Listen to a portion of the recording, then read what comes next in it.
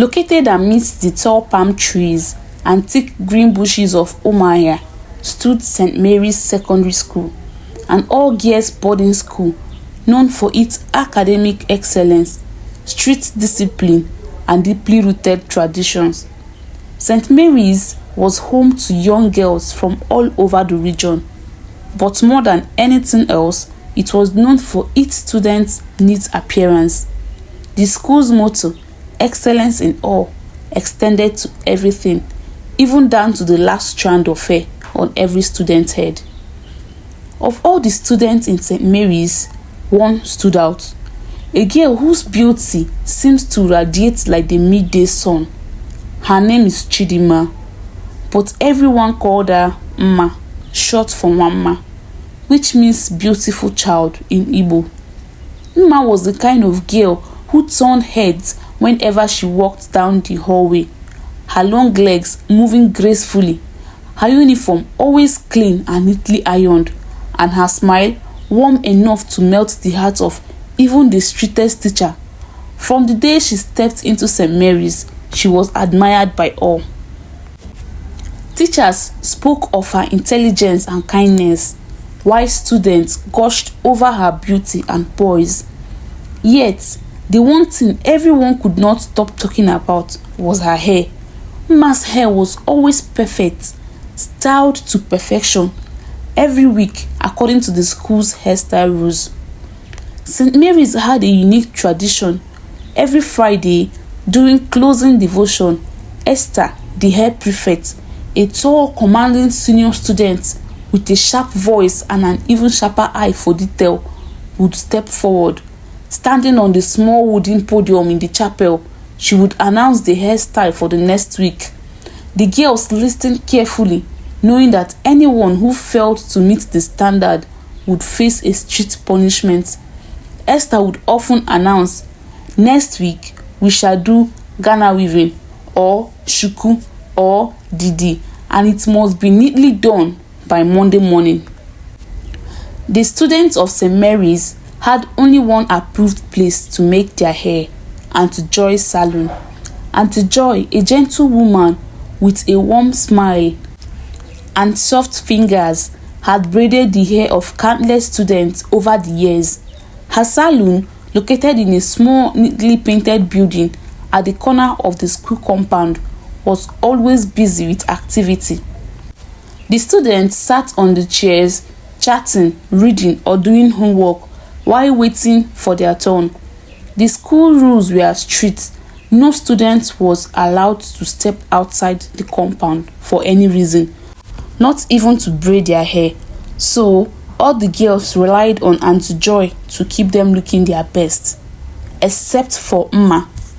No one had ever seen Mma in Auntie Joy's salon, yet every Monday morning, without fail, Mma would appear with her hair beautifully styled, even more precisely and neatly than any other girl.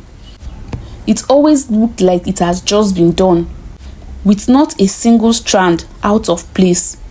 Her braids were always shiny, perfectly aligned, and done exactly according to the style Esther had announced the previous Friday. How does Umma do it? The students would whisper among themselves. How can she always have the perfect hair without going to Auntie Joy? Maybe she has some special skills, one girl would suggest.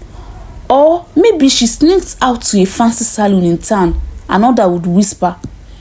Whenever someone finally gathered the courage to ask Mma how she managed to do it, she would smile that charming smile of hers and say, "Oh, I just do it myself." She would shrug as if it were the easiest thing in the world. This answer, instead of satisfying their curiosity, only made everyone more curious. How could she do it herself? They wondered. How can she do such perfect braids without anyone ever seeing her do it? No one had ever seen her braiding her hair, not even in the hostel, late at night or early in the morning. The mystery grew with each passing week. Among the curious were three of Mma's closest roommates, Abigail, Grace, and Gift. The three friends who shared a bunk in the hostel were determined to solve the mystery once and for all. Abigail was the boldest of the three, with bright eyes and a knack for getting into trouble. Grace, the quietest but most observant, often noticed things that others missed. Gift, the tallest, loved telling stories and loved to dramatize every event, much to the amusement of her friends. One Sunday night, they decided that they had had enough of the mystery.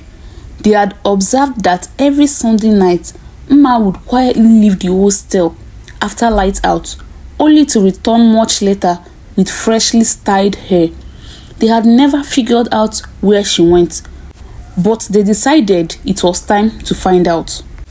"We need to catch her in the act," Abigail declared one evening, her eyes shining with excitement. "Yes, let's follow her tonight and see where she goes," Gift suggested. Grace, who had been thinking quietly, finally nodded in agreement. "We need to be very quiet," she warned. "We can't let her know we are following her."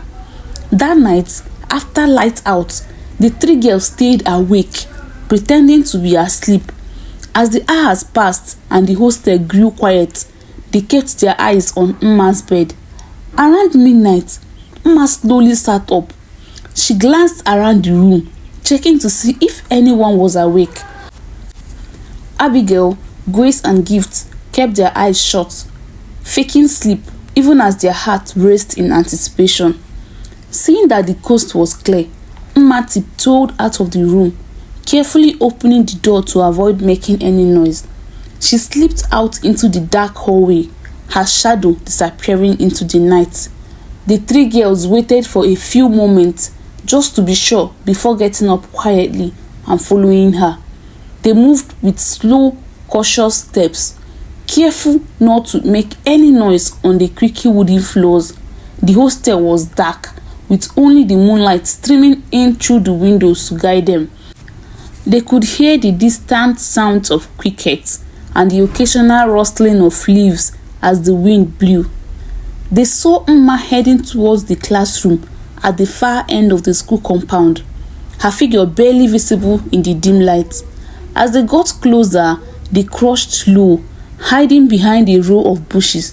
Mma stopped in front of the classroom, glanced around again and then entered. "What is she doing?" Grace whispered, her voice barely audible. "Let's get closer," Abigail whispered. The three girls crept up to the window of the classroom, peeping inside. At first, they could see nothing but shadows. Then, as their eyes adjusted to the darkness, they saw Mma sitting at a desk, facing the chalkboard. She reached into her bag, pulled out a piece of cloth, and placed it carefully on the desk. What happened next made the girls freeze in shock. Mma reached up to her head and with a calm, practiced movement, gently removed it from her shoulders. She held her head in her hands, her eyes closed as if in deep concentration. Then she placed her head on the desk in front of her and began to braid her hair. Abigail almost shouted, her hand flying to her mouth. Grace's eyes widened and Gift shocked. They could not believe what they were seeing. Mma's hand moved quickly, weaving and braiding with astonishing speed, following the style that had been announced by Esther the previous Friday. Her fingers worked expertly, and soon enough, the hair began to take shape. The girls were stunned to move. They watched as Mma continued braiding. Unaware of their presence, she seemed to be in a trance, her fingers working like they had a life of their own. The braids looked perfect, not a strand out of place, just like they always did every Monday morning. Finally, Abigail, who could not contain her curiosity any longer, whispered, "Now." Before Grace or Gift could stop her, Abigail burst into the classroom, followed closely by Grace and Gift. They rushed forward and grabbed Mma's head from the desk. Mma looked up in horror, with her headless body, as she tried to understand what had happened. "Give me my head back," Mma screamed. The girls ignored her. They ran out of the classroom, holding Mma's head high above them.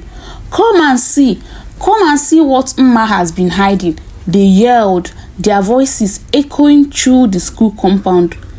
The noise woke up the entire school. Students came rushing out of their hostels, rubbing their eyes, confused and curious. Teachers stumbled out of their quarters, drawn by the commotion. Mma, with her headless body, was chasing the girls, stumbling and pleading, "Please, give me back my head." The girls continued running, zigzagged through the compound, yelling for everyone to see. Soon, a large crowd had gathered in front of the assembly hall, murmuring and gasping in disbelief. "What is going on?" shouted Sister Agnes, the headmistress, her hair still wrapped in a nightscarf. "Why is everyone awake at this hour?" Abigail, still clutching Mma's head, turned to Sister Agnes. "Look, Ma, Mma is not what she seemed," she yelled. The crowd went silent as they saw Mma's headless body standing there, reaching out, trying to grab her head. The headmistress stepped forward, her face pale. "Mma, what is this?" she demanded. Mma's head, still in Abigail's hand, whispered, "Please, I was born this way. I didn't mean any harm. I just wanted to be like everyone else." Sister Agnes, though visibly shaking, composed herself and said firmly, This is not natural. You have deceived all of us, Mma. You must leave immediately." Mma's headless body dropped to its knees, trembling. "Please, Ma, I beg you." But Sister Agnes was unshaken. "You must leave at once," she repeated.